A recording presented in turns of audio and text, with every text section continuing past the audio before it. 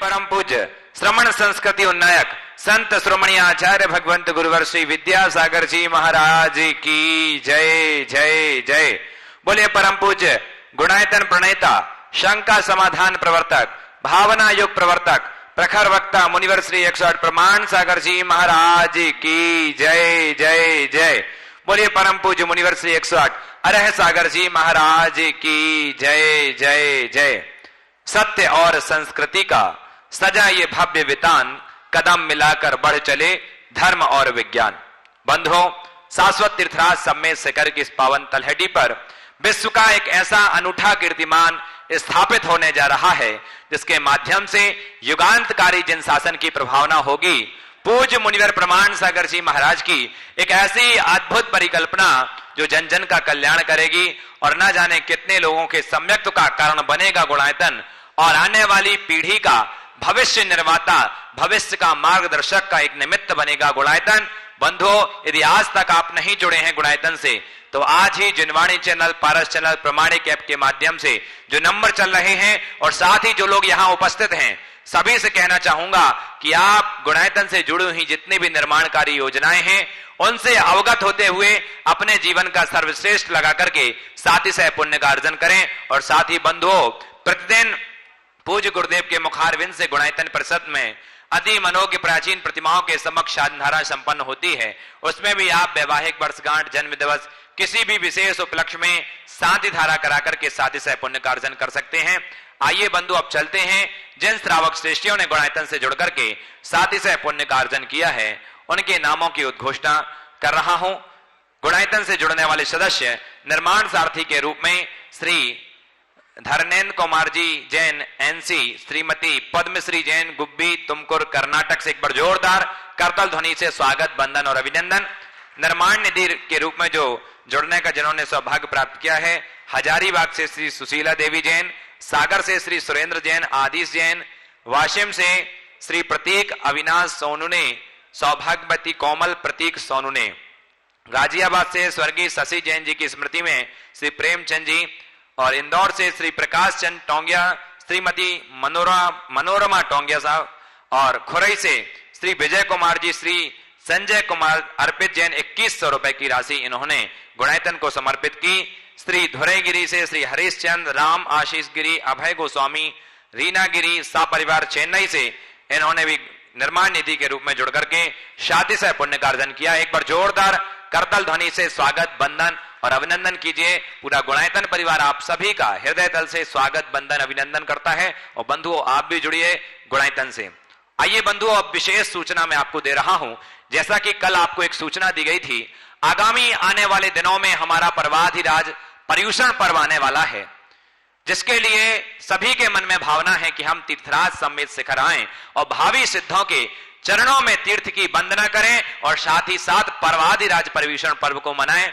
लेकिन बंधुओं, जैसा कि आपको विदित है, पूज्य गुरुदेव की भावना है कि इस बार आप सबका भी ध्यान रखा जाए। जो हमारे सभी की एक गुरुदेव की बृहद सोच है, उनकी सोच एक ऐसी सोच, उन्होंने कहा नहीं, इस बार हम युवाओं को ज्यादा प्रोत्साहन देंगे। तो जितने भी युवा वर्ग हैं उनके लिए इस बार का विशेष रूप से शिविर है। जो अति वृद्ध हैं, जिनकी उम्र अधिक है, वो घर बैठ करके इसका लाभ लें। अपने स्वास्थ्य का विशेष ध्यान रखते हुए गुरुदेव ने उनका विशेष कहा कि वो स्वास्थ्य का ध्यान रखें, घर बैठे लाभ लें। इसलिए मैं कहना चाहूंगा जो अति उम्र वाले हैं वो ज्यादा, जो विशेष रूप से युवा वर्ग जो हैं 65, अधिकतर 65 वर्ष तक के लोग इसमें प्रतिभाग करें, इसमें अपना फॉर्म भरें, फिल करें। और साथ ही साथ बंधुओं, एक सूचना मैं आपको कहूंगा कि 9 तारीख से यहां पर 9 सितंबर से आपकी व्यवस्था रहेगी 20 सितंबर तक। उसके हिसाब से ही आप अपने आने की डेट सुनिश्चित करें और पर्वाधिराज पर्यूषण पर्व का ये लाभ लें। हमारे पास बहुत सारी कल मात्र सूचना हमने की और लगभग 100 से ऊपर लोगों की प्रविष्टियां हमारे पास हो गए। 160 से ऊपर है। ये कहें कि हमारे पास तो 250 से अधिक लोगों के, लेकिन कई लोगों के रिपीट भी फॉर्म। मैं आपसे कहूंगा यदि आप एक बार फॉर्म भरते हैं तो बार बार रिपीट ना करें। तो 250 से लोगों के आए, लेकिन हमारे पास कंफर्मेशन 160। हाँ, एक और बात, जिनका पेमेंट हो चुका है उनका ही हम मान्य करेंगे यहां से। तो जिन्होंने अभी पेमेंट केवल फॉर्म भरा है, तो एक जो 5100 रुपए की राशि है वो आपकी उसी फॉर्मेट का एक अंग है। जब तक आप 5100 रुपए की राशि का पूर्ति नहीं करेंगे आपका कंफर्मेशन नहीं होगी। तो आप कंफर्मेशन के लिए 5100 रुपए जिन्होंने फॉर्म भरा है वो करें। आइए अब चलते हैं गुरुदेव के चरणों में, और आगे के संचालन के लिए मैं बुलाना चाहूंगा बड़े सम्मान के साथ आदरणीय सुदर्शन पंडित जी। आइए हम गुरुदेव की चरण वंदना करें और आज का कार्यक्रम प्रारंभ करें। गुरुदेव के चरण वो चरण हैं जिनके माध्यम से सारी दुनिया अपनी शंकाओं के समाधान प्राप्त करके अपने जीवन को नई दिशा, नई राह दे पा रही है। तो आप हम सब इस भाव से गुरुदेव आपका वरदहस्त हम पर आच्छादित हो आशीष रूप में, अतः हमें अपना आशीष वरदहस्त प्रदान करें। नमोस्तु गुरुदेव, नमोस्तु गुरुदेव, नमोस्तु गुरुदेव। महाराज श्री, आज मैं कुछ ऑनलाइन प्रश्नों के माध्यम से इस कार्यक्रम को प्रारंभ करना चाहता हूं आपके आशीर्वाद के साथ। श्रीमान प्रदीप जी, रचना जी जैन दिल्ली से ट्रस्टी गुणायतन वे उपस्थित हों, अपना प्रश्न प्रस्तुत करें और तैयार रहें। दिल्ली से ही ज्योति जी, विकास जी जैन।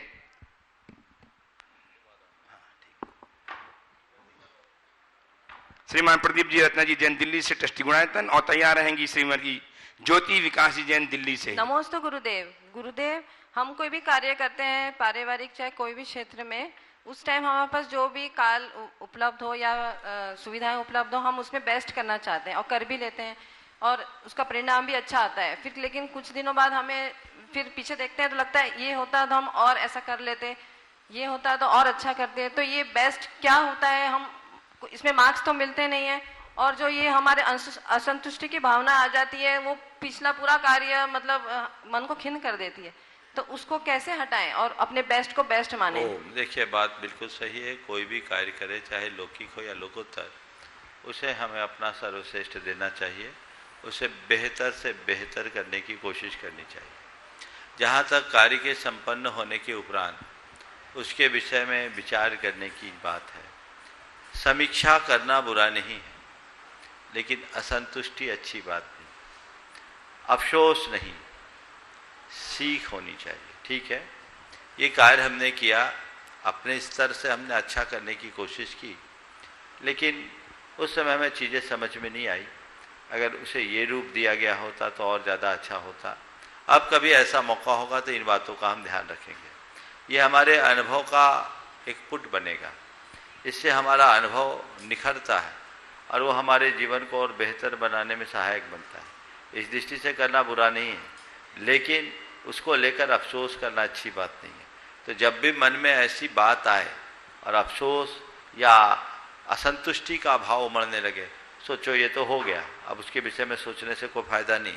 अगली बार जब कोई बात हो तो हम इसका पूरा ध्यान रखेंगे और इसे जितना बन सके उतना बेहतर करने की कोशिश करें। नमोस्तु गुरुदेव। आइए श्रीमती ज्योति जी विकास जी जैन दिल्ली से। गुरुवर के द्वय चरणों में मेरा और मेरे परिवार की ओर से कोटिशः नमन। गुरुवर कहते हैं जिन दर्शन कर निज दर्शन पा, लेकिन हम बचपन से जिन दर्शन करते आ रहे हैं मगर अभी तक हमें निज दर्शन की अनुभूति नहीं हुई। हम कैसा पुरुषार्थ करें गुरुवर? बहुत सुंदर। आप मंदिर में जिन दर्शन किए हो कभी? हाँ जी गुरुवर। क्या दर्शन में क्या मिलता है? जिन दर्शन में क्या देखते हो? बहुत शांति की अनुभूति होती है। जिन दर्शन करते हो ना, जिन दर्शन का मतलब क्या है? जिन भगवान के दर्शन करना। दर्शन करना मतलब भगवान को निहारना, उनके गुणों की। तो भगवान को निहारा कभी?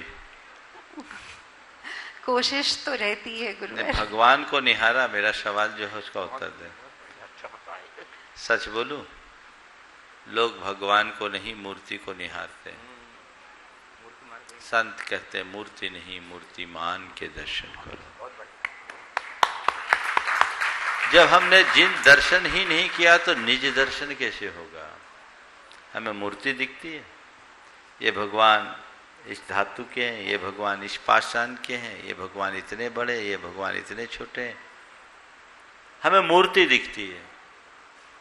तो हम मूर्ति में ही अटक के रह जाते हैं। देखना किसे चाहिए? मूर्तिमान।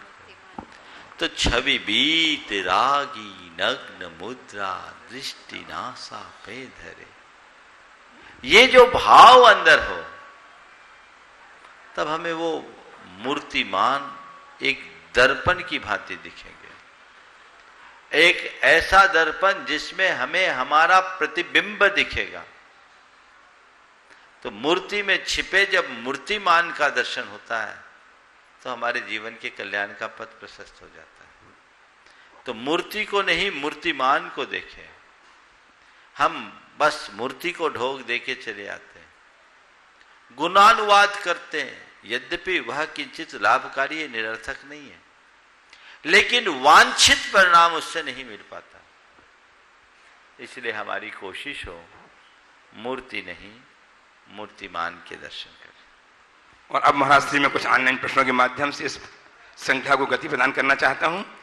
महाराज श्री सुरभि सतीश जैन पाटन परिवार कटनी मध्य प्रदेश से आपके श्री चरणों में बारंबार नमोस्तु करते हुए जानना चाहते हैं कि मुनिश्री, जब हम सभी जीवन भर मंगल के लिए प्रयास करते रहते हैं, किंतु कभी कभी मंगल हमारी बुद्धि को बिगाड़ देता है, तब हम मंगल की अवस्था में सोम को धारण करने लग जाते हैं और शनि के प्रकोप के भागी हो जाते हैं। तब शनि के प्रकोप के भागी हो जाते हैं। हाँ। अच्छा बना है।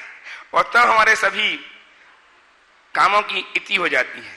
जैसे संसार इतवार के नाम से प्रसिद्ध करके हमारी छुट्टी कर देता है और हमारा मंगल अमंगल में बदल जाता है। तो मुनिश्री, हम ऐसा क्या करें कि मंगल अमंगल में परिवर्तित ना हो? जब तक बाहर मंगल खोजोगे ना तो शनि तुम्हारे पीछे पड़ेगा। मेरी बात को ध्यान में रखो। जब तक बाहर मंगल को खोजोगे शनि पीछे रहेगा, और जिस दिन भीतर के मंगल की शरण लोगे सारा शनि उतर जाएगा। समझ गए? ये मंगल की बात जो हम कर रहे हैं, आपने बहुत अच्छा तुक जोड़ा है। सो मंगल शनि रवि सब ये तो बाहर की चीजें हैं।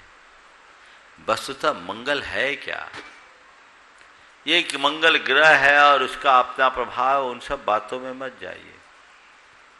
मंगल के मूल को समझने की कोशिश कीजिए। मंगल कौन? जो हमारे मम यानी पाप को गला दे वो मंगल है। मंगल कौन? जो मग यानी सुख को ला दे वो मंगल है। जो पाप को गलाए और सुख को दिलाए वो मंगल है। जिसमें हमारा हित हो, जिसमें हमारा कल्याण हो, जो हमारे लिए सब प्रकार से भद्र हो, शिव स्वरूप हो, चोखा हो, वो मंगल है। हम किस मंगल की बात करते हैं? ये मंगल जड़ मंगल है। उधर मत देखे, अपने भीतर के स्वरूप को देखे। और भीतर का मंगल तभी होगा जब हम पापों को गलाएंगे।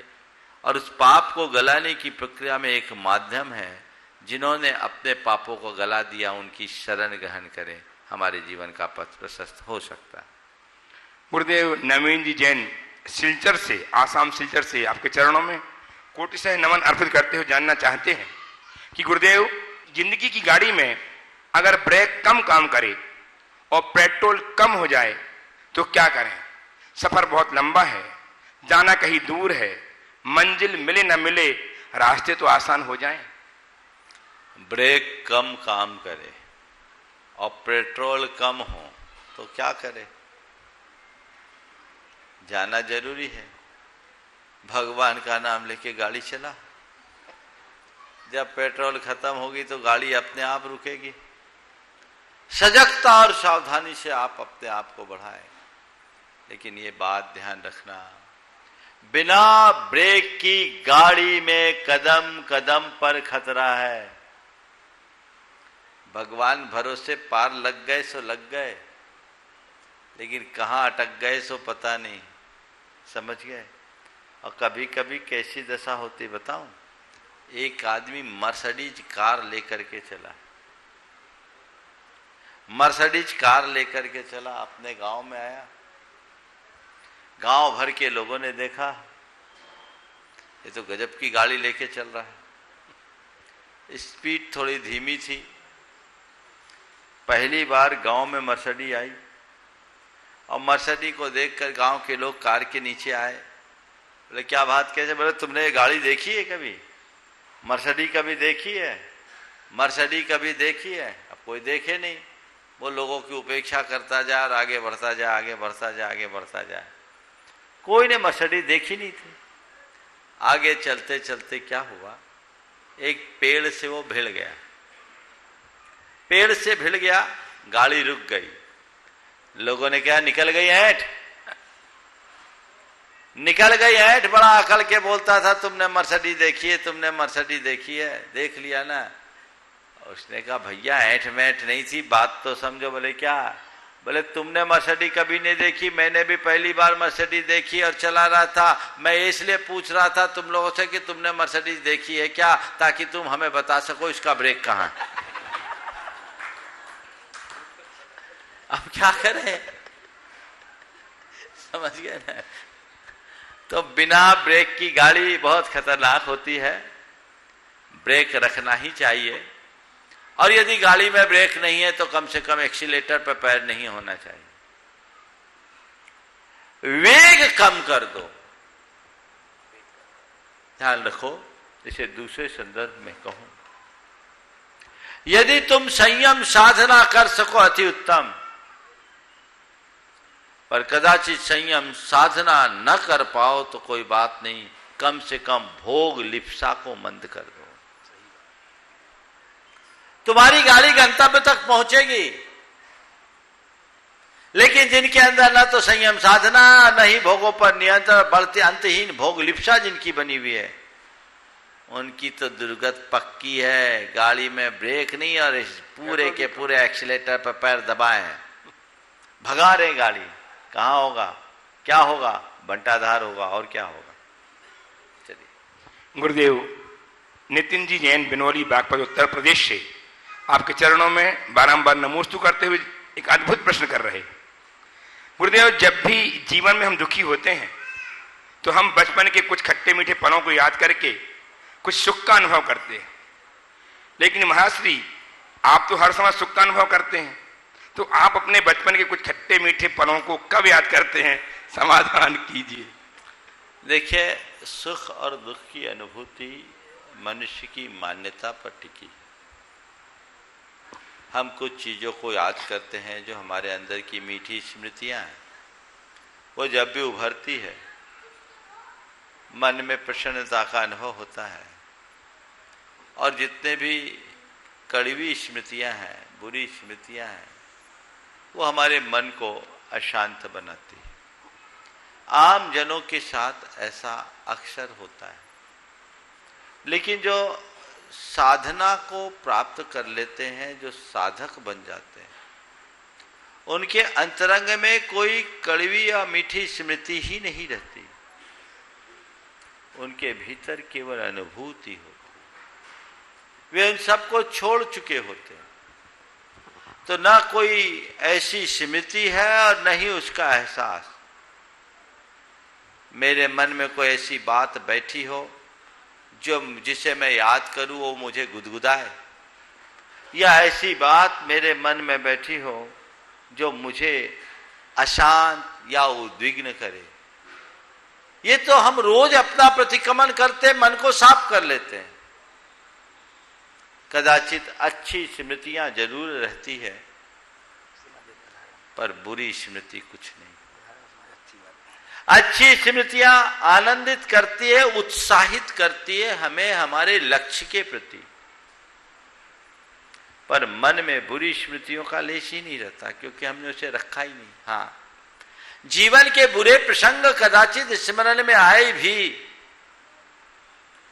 तो उसका असर हमारे मन पर नहीं पड़ता।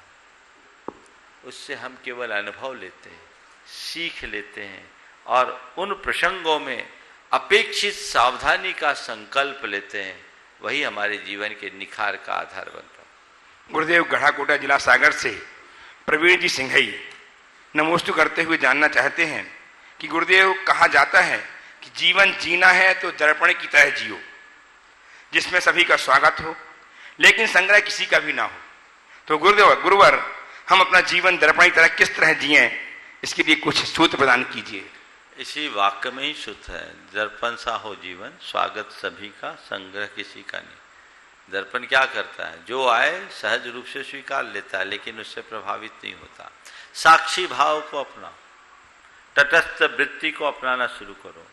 जो साक्षी भाव को अपनाते हैं, तटस्थ वृत्ति को अपनाते हैं, उनका जीवन ऐसा होता है। ये योगी की भूमिका है। परम योगी ही अपने जीवन में ऐसा कुछ घटित कर पाते हैं। इसलिए उत्तरोत्तर योग की दिशा में आगे बढ़ें और अपने जीवन के पथ को प्रशस्त करें। प्रत्यक्षतः प्रश्न करने के लिए तैयार हैं श्रीमती नीलिमा जी जैन बालाघाट से। महाश्री अंतिम ऑनलाइन प्रश्न। गुरुदेव, महाश्री मुकेश साधना गंगवाल 12 राजस्थान से आपके चरणों में नमोस्तुति जानना चाहते हैं कि इंसान सभी को साथ तो रखता है, लेकिन साथ में स्वार्थ, गलत सोच, वह गलत अंदाज भी रखता है। ऐसे इंसान से रिश्ते बनाने से पूर्व हमें सावधानियां रखनी चाहिए जिससे हम गुलाम न हो पाए। महाश्री, वे सावधानियां कौन सी हैं? देखिए, ये बात बिल्कुल सही है। दुनिया तो मतलब की गर्जी है। हर व्यक्ति अपने किसी न किसी स्वार्थ से अनुबंधित रहता है और उस अनुबंधित स्वार्थ के परिणाम स्वरूप इस तरह की परिणतियां बनती हैं। हमें ऐसी घड़ी में क्या करना चाहिए? ऐसे लोगों के साथ संबंध रखने के साथ साथ सजगता भी रखना चाहिए। इन पर आंख मूंद करके विश्वास नहीं करना चाहिए। कुछ मामलों में एक दूरी बना करके चलना चाहिए। इनके साथ, ऐसे लोगों के साथ जो हमारे संबंध है वो महज औपचारिक होने चाहिए, भावनात्मक नहीं। जब ऐसे लोगों के साथ हम अपना भावनात्मक संबंध बना लेते हैं तो भावना के प्रवाह में कई बार हम गलत निर्णय लेते हैं जिसका खामियाजा भुगतना पड़ता है। सामने वाला हमें बेवकूफ़ भी बना देता है। तो ऐसी बेवकूफ़ी भरी वृत्ति से अपने आप को बचाकर हमें अपने जीवन को सही दिशा में आगे बढ़ाने की कोशिश करनी चाहिए। उपस्थित हों श्रीमती नीलिमा जी बालाघाट से, और तैयार हैं श्री राकेश कुमारी जैन बीना से।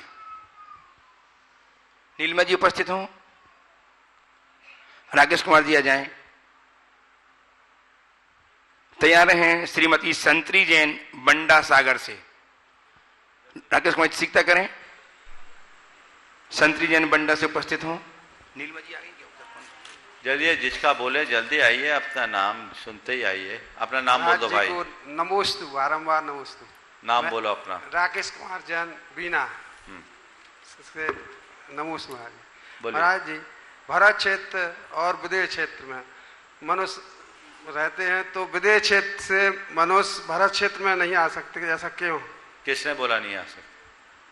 आते हैं तो कब आते हैं? हम आप सब अनेकों बार आ चुके हैं, अनंतों बार।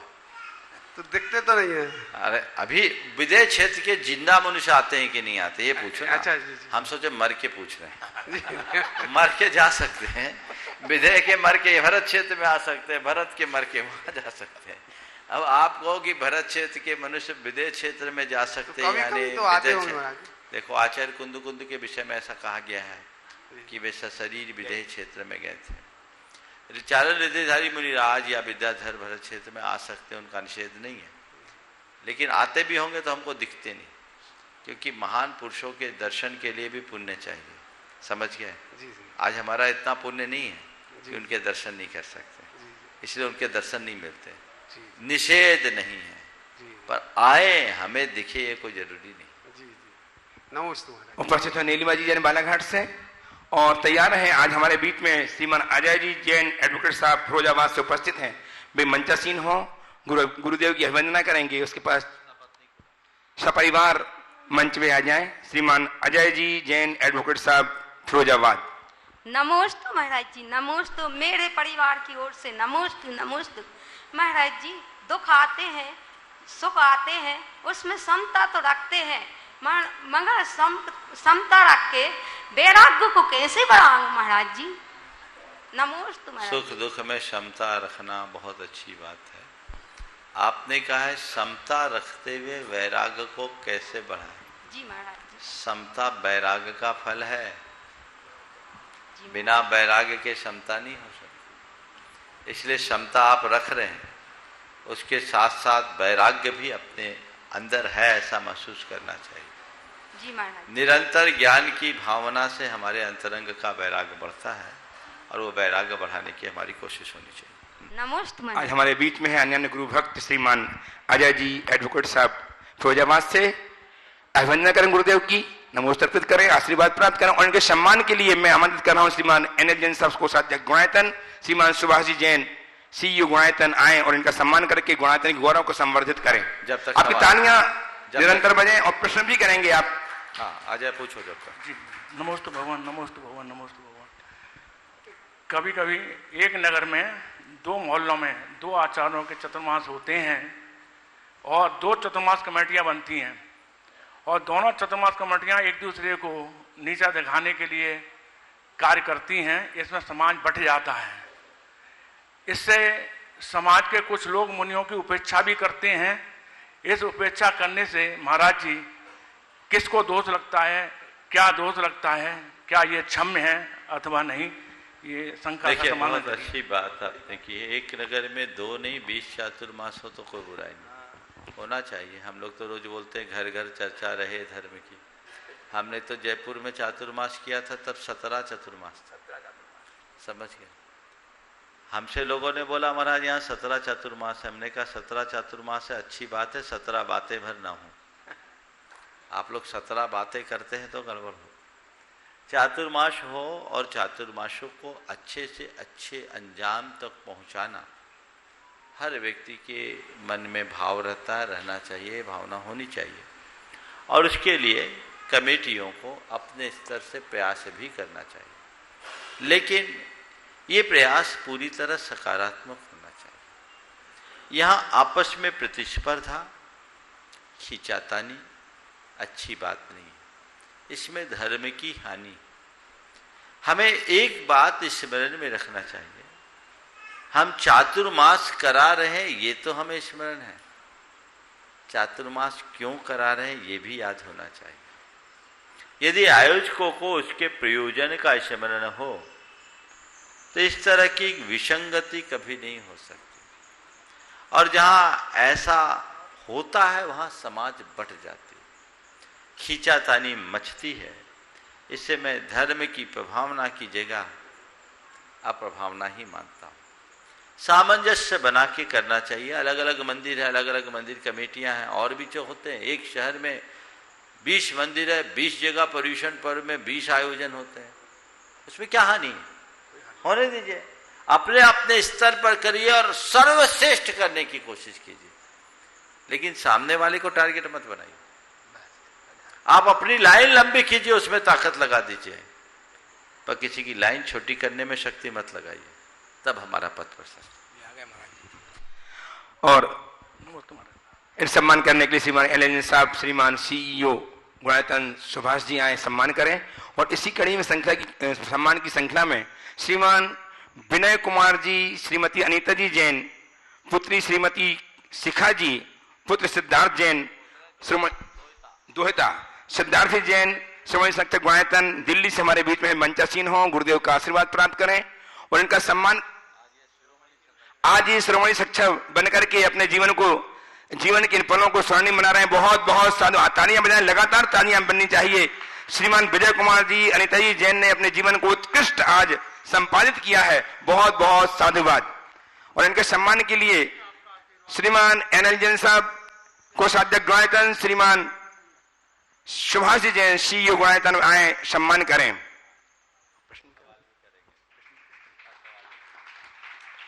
और तैयार रहें,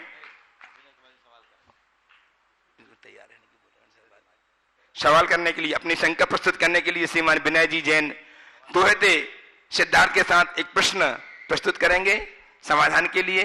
और तैयार रहेंगी श्रीमती संतरी जैन बंडा सागर से। दीजिए माइक। महाराज जी को नमोस्तु नमोस्तु नमोस्तु।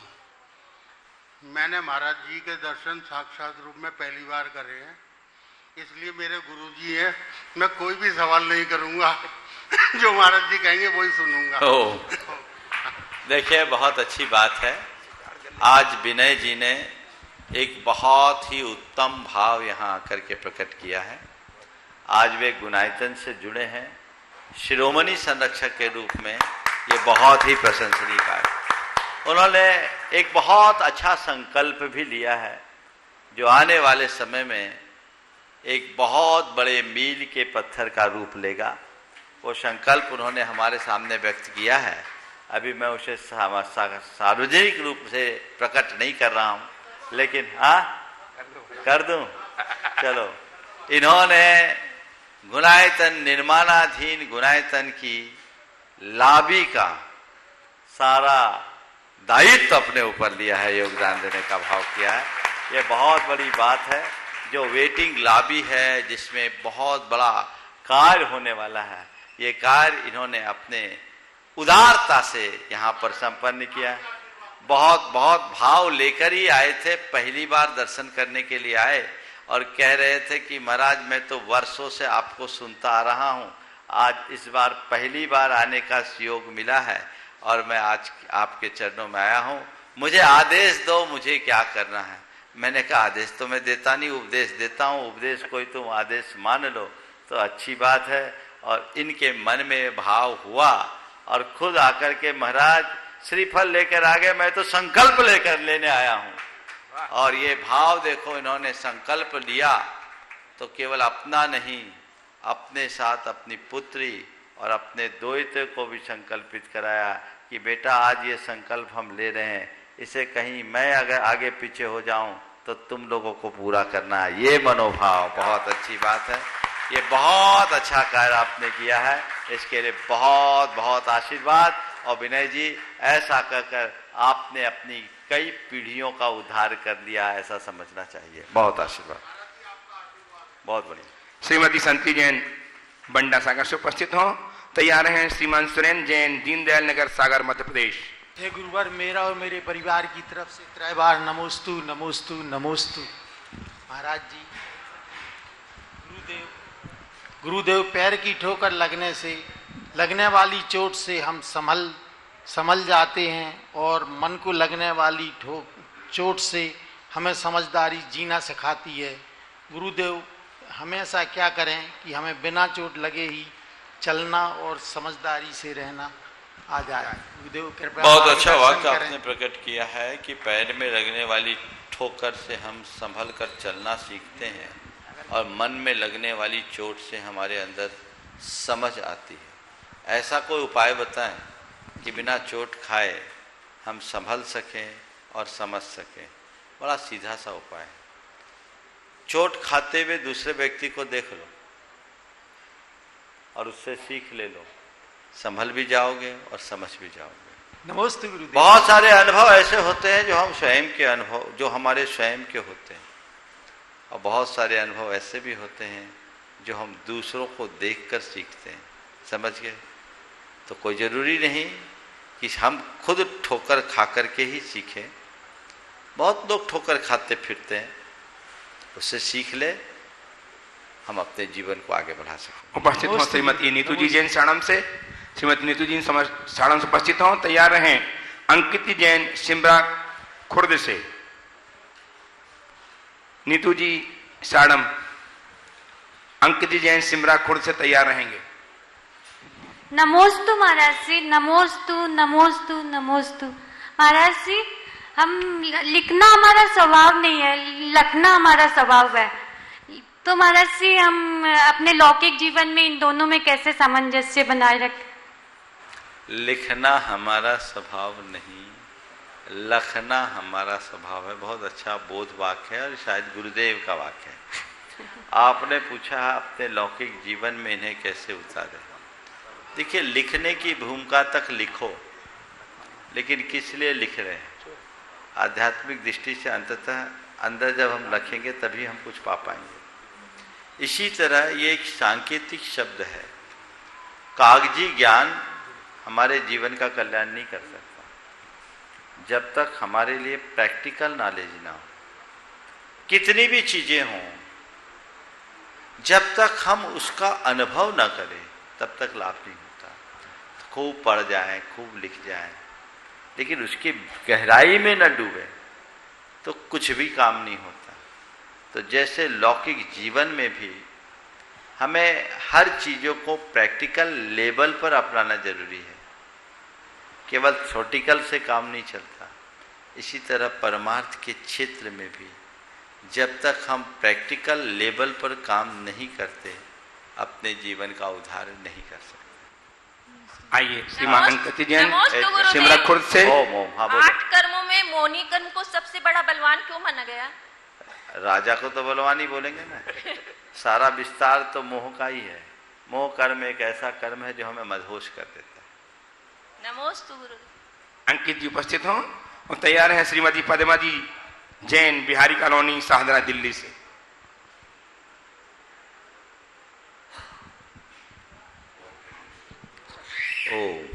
हे गुरुदेव, नमोस्तु नमोस्तु नमोस्तु। मेरा प्रश्न यह है कि जरूरत से ज्यादा अच्छा बनना भी इंसान के लिए दुखदाई बन जाता है, वह दुख को प्राप्त करने लगता है।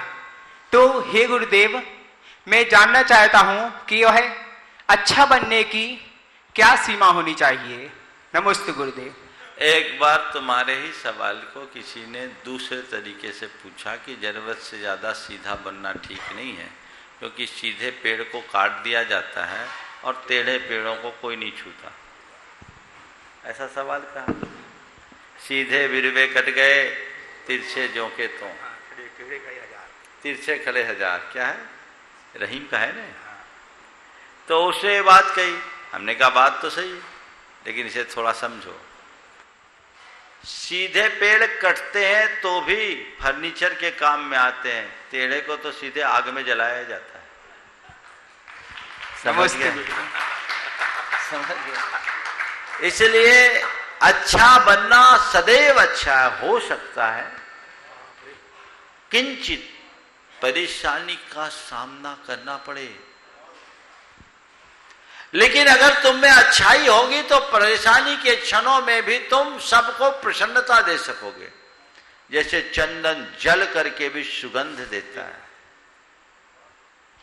और बाल जलता भी है तो बदबू फैलाता है।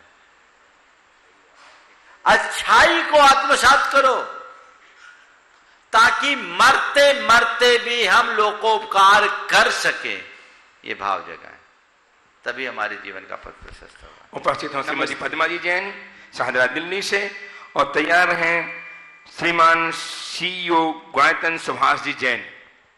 नमोस्तु गुरुवर, नमोस्तु गुरुवर। आपके चरणों में मेरा और मेरे परिवार की तरफ से त्रियो बार नमोस्तु नमोस्तु नमोस्तु।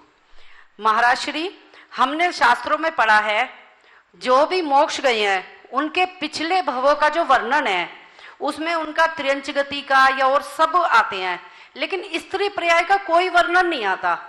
क्या वे कभी स्त्री पर्याय में नहीं गए, या स्त्री पर्याय इतनी बुरी है कि जो उनका वर्णन नहीं है कहीं पर भी? ऐसा है कि आपने पुराणों को ठीक तरीके से नहीं पढ़ा। थोड़ा अच्छे से पढ़ा होता तो बहुत सारी स्त्रियों के भी अनेक भावों का वर्णन आपको देखने को मिलेगा। अंजना के भाव, सीता के भाव, रुक्मणी के भाव, ये सब भाव मिले कि नहीं मिले? हमारी सारी सतियों के भाव है कि नहीं? महापुरुषों के जीवन में आपने जो कहा, खासकर तीर्थंकरों के चित्र, उनका स्त्री पर्याय कहीं नहीं हुई। इसके पीछे कुछ खास वजह है। 24 तीर्थंकरों में आदिनाथ भगवान कुक्कुट मरकट से हुए, लेकिन उसमें श्रीमती का जीव था जो राजा श्रेयांश बना। स्त्री पर्याय थी कि नहीं थी? थी। हाँ, मधु, कैटव और चंद्राभा का चरित्र है, उसमें चंद्राभा है कि नहीं? हाँ, महर्षि है। तो आप पुराणों को ठीक से पढ़ो तो शायद धारणा बदलेगी, लेकिन कुछ बात मैं इस संदर्भ में बताऊंगा। तीर्थंकरों के जीवन चरित्र की जो बात है वो उनके जीवन के क्रमिक विकास की कहानी है। जब मनुष्य के हृदय में धर्म अवतरित हो जाता है तो उसकी चेतना का उत्तरोत्तर विकास होता है। मूल रूप से हमारे सभी तीर्थंकरों और अन्य महापुरुषों की जो जीवन गाथा है प्रायः सम्यक दर्शन की प्राप्ति के बाद से है। और हम अपने 24 तीर्थंकरों के चरित्र को पलटकर देखते हैं तो उनकी जो मूल कथा है वो 10 भवों की है। 10 भावों में उनने सम्यक दर्शन धारण करके उत्तरोत्तर अपने जीवन को आगे बढ़ाया है।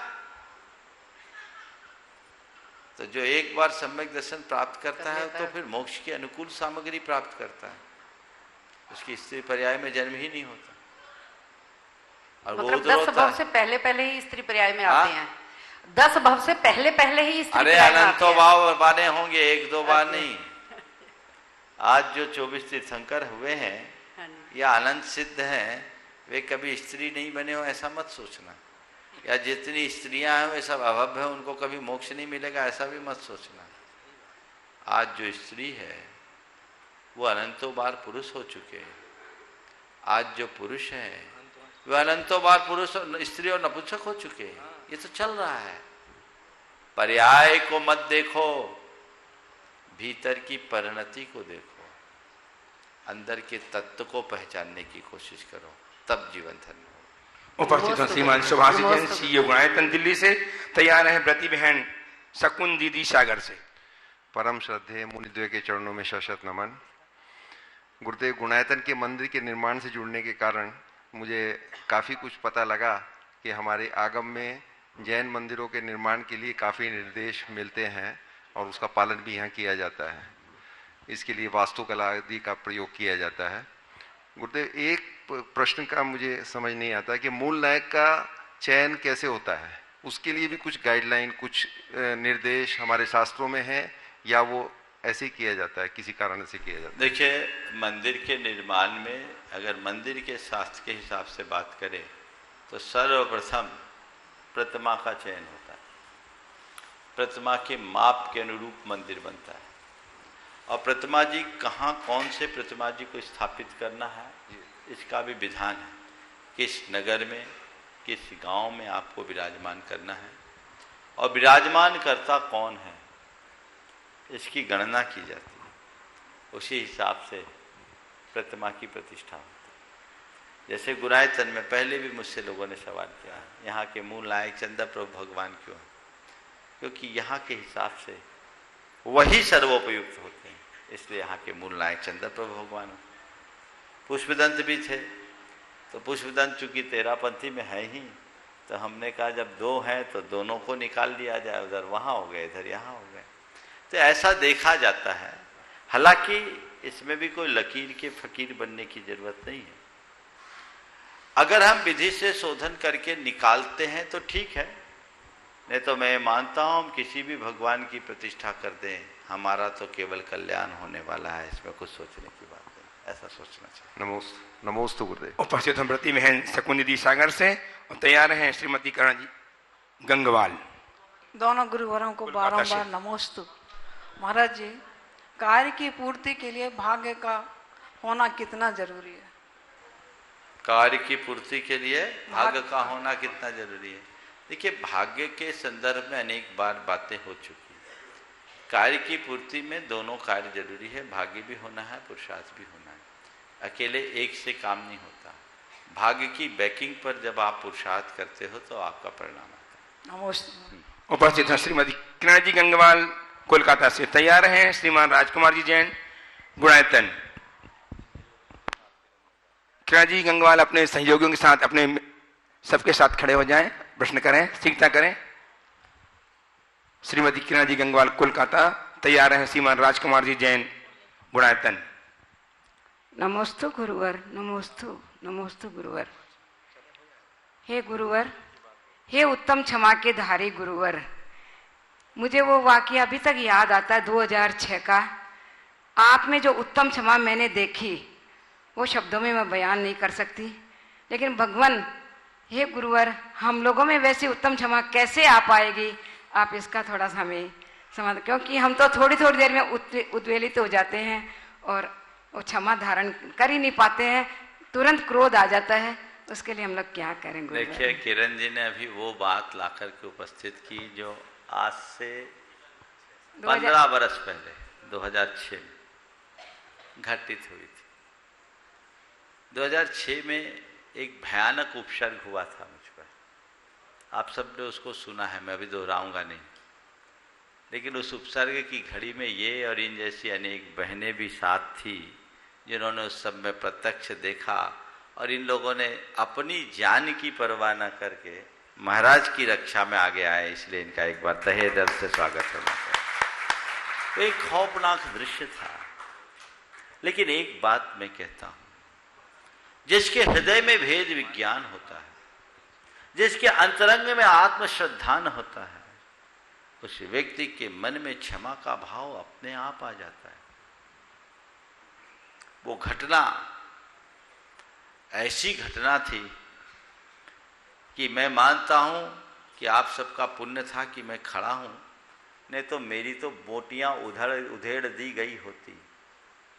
जब 2-2 हजार लोग एक साथ अस्त्र शस्त्रों से लैस होकर घेर ले, लेकिन उस समय न तो मेरे मन में कोई भय हुआ न क्षोभ, मैंने केवल इतना ही देखा, कर्म का उदय आया है, जानो और देखो, यदि इस पर्याय का अंत इनके निमित्त से होना होगा तो होगा, बाकी मुझे तो कोई छू भी नहीं सकता, क्योंकि मैं तो अजर अमर अविनाशी आत्म तत्व हूं। मेरे हृदय का यही श्रद्धाल मुझे संभाले था। आप सबसे भी मैं इतना ही कहता हूं, भेद विज्ञान सामने रखो, आत्मश्रद्धान लेकर के चलो, जड़ बातों में मत उलझो। हम क्षुद्र बातों में लग जाते, छोटी छोटी बातों को पकड़ बैठते हैं जो हमारी चेतना को मलिन करती है, गांठ बन जाती। उन छोटी बातों को नजरअंदाज करना सीख जाए तो हमारे हृदय में किसी के प्रति बैर विद्वेष और विरोध की भावना ही नहीं बचेगी, और जब यही नहीं रहेगी तो क्षमा मांगने और करने का तो सवाल ही नहीं होगा।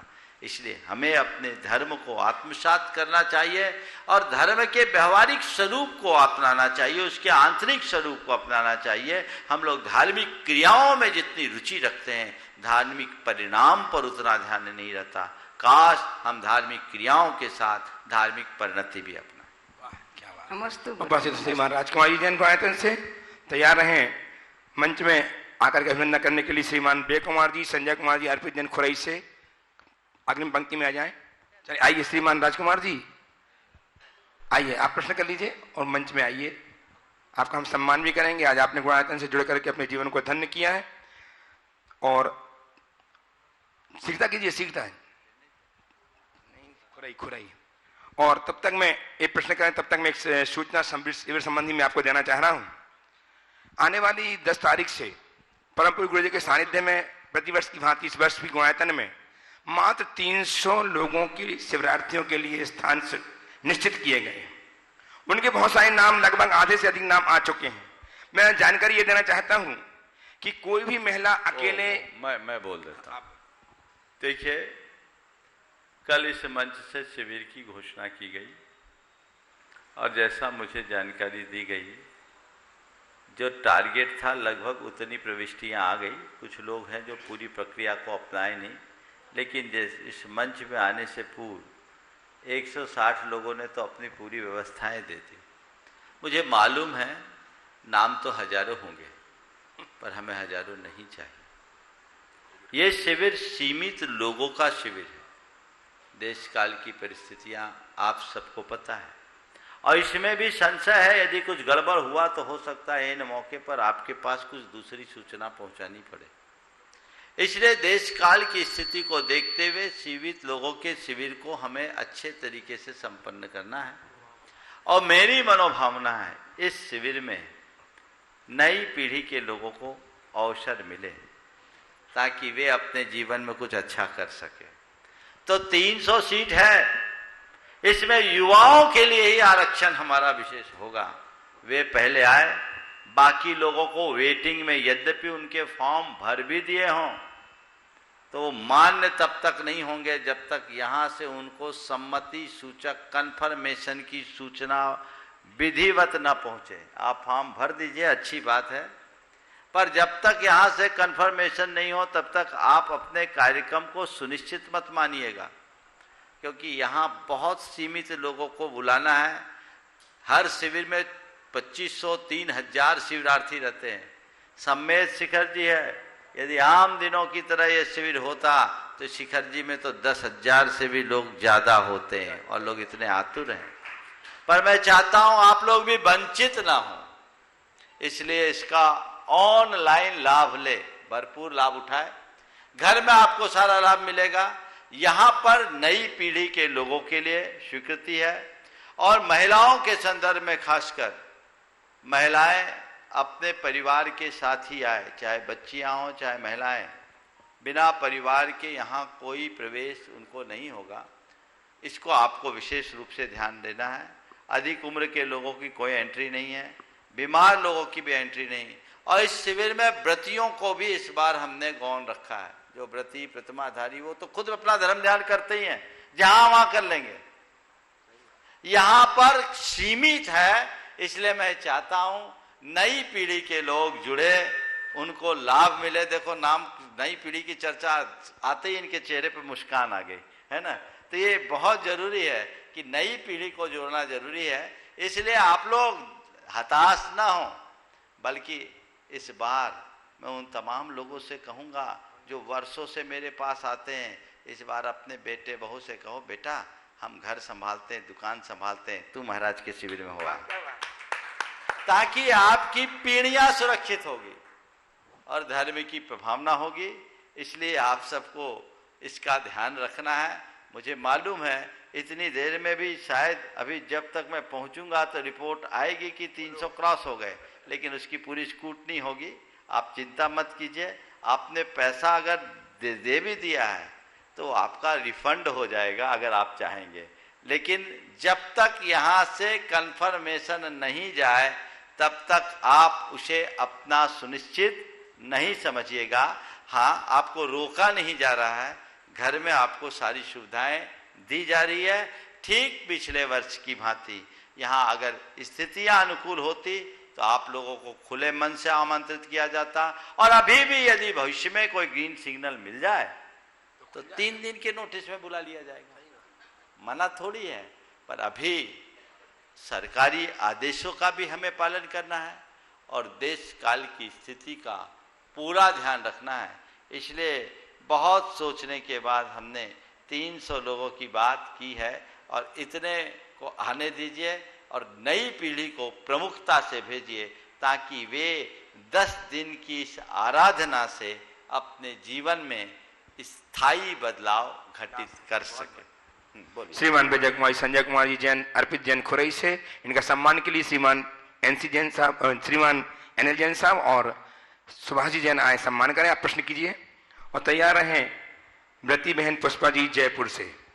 हे गुरुवर, धर्म के माध्यम से जीवन बदला जा सकता है, यह सोच युवा पीढ़ी तक पहुंचा देने वाले भावना योग प्रवर्तक परम पूज्य मुनि श्री प्रमाण सागर जी के चरणों में बारंबार संजय जैन व वीर मैत्री ग्रुप खुरई की ओर से बारंबार नमोस्तु। धर्म की रक्षा के लिए सिख धर्म गुरुओं के बलिदान की एक नजीर दी जाती है। तरह तरह के किस्से भी सामने आते हैं। गुरुवर, हमारे जैन साधु संत रोज तलवार की धार पर चलने के समान तप करते हैं, बहुत कठिन तपस्या करते हैं। सिखों के समान ही जैन अनुयायी भी जगह कल्याणकारी कार्यों में समाज को बहुत योगदान देते हैं। अक्सर अनुभव में आता है कि सिख समाज के प्रति लोगों की सम्मान की भावना होती है। इसके विपरीत जैन समाज के साथ ईर्ष्यात्मक या उपेक्षात्मक व्यवहार किया जाता है। हमें डरपोक या दब्बू समझा जाता है। यह सोच को कैसे बदलें, मार्गदर्शन दें। हमारे नवगठित समूह को आशीर्वाद प्रदान करें। हे देखिए, आज अगर हमने जैनों की गौरव गाथा को ठीक तरीके से समझा होता तो संभवतः ये सवाल नहीं उठा होता। हमें जैन धर्म और जैन परंपरा की गौरव गाथा को समझना चाहिए। सिख धर्म गुरुओं का भारत की संस्कृति की सुरक्षा में बहुत महत्वपूर्ण स्थान है, लेकिन आपको जानकर ये बड़ा हर्ष होगा, सिख परंपरा की लाज बचाने में जैनियों का बहुत बड़ा योगदान है। आपको मालूम है, अंतिम सिख गुरु के 4 साहिबजादे, क्या नाम था उनका, गुरु गोविंद सिंह के 4 साहिबजादे, उनको जब दफन किया गया, उनको मृत्यु दंड दिया गया, उनके दाह संस्कार के लिए जगह नहीं दी गई। इनका दाह संस्कार कहां हो? तो फरमान जारी हुआ नवाब की तरफ से कि जितने हिस्से में आपको दाह संस्कार करना उतनी देर हिस्से में खड़े स्वर्ण मुद्राएं कोई रखे, तब आपको दाह संस्कार करने का अवसर दिया जाएगा। खड़ी स्वर्ण मुद्राएं। कौन इतनी स्वर्ण मुद्राएं थे? उस समय एक सेठ टोडरमल जैन निकला जिसने अपना पूरा खजाना निकाल दिया और खड़ी स्वर्ण मुद्राएं बिछा दी। बोले हम अपना धन लगा देंगे लेकिन हम अपनी संस्कृति के लिए कुर्बान होने वालों की लाज जरूर बचा